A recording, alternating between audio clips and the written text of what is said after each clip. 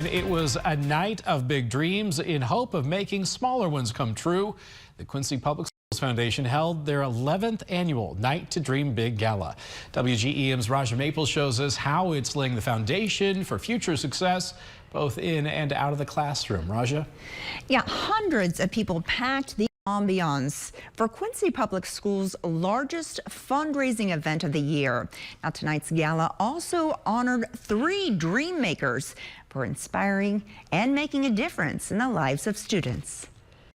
A familiar smiling face spanning back more than 5 decades took center stage Friday night. Quincy alumna and public school bus driver Ann Boland was recognized as this year's Dream Big Award honoree. Well, when they asked me, I declined. I said I'm not worthy of the award, that there are many other people in the community that are much more deserving than myself. But I believe in our children, and I think that we have to invest in them for their future as well as our own future. And it's not one individual that makes anything successful. It's a team effort, everyone working together, and we're working for the children and our community as a whole.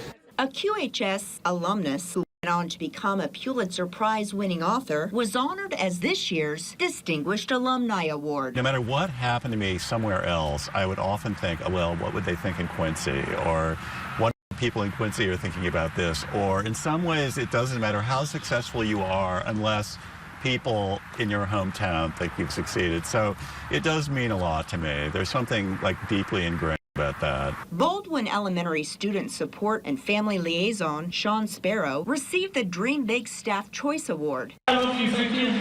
All to help the district pay for expenses not covered by tax dollars. And it looked like everyone was enjoying their evening. Well, the Dream Big campaign runs through the end of January. Its goal is to raise $250,000. Daniel? All right, thanks, Raja. This year's Dream Big campaign allows supporters to donate electronically via text in addition to traditional donation methods. You can find more information about that on our website, WGEM.com.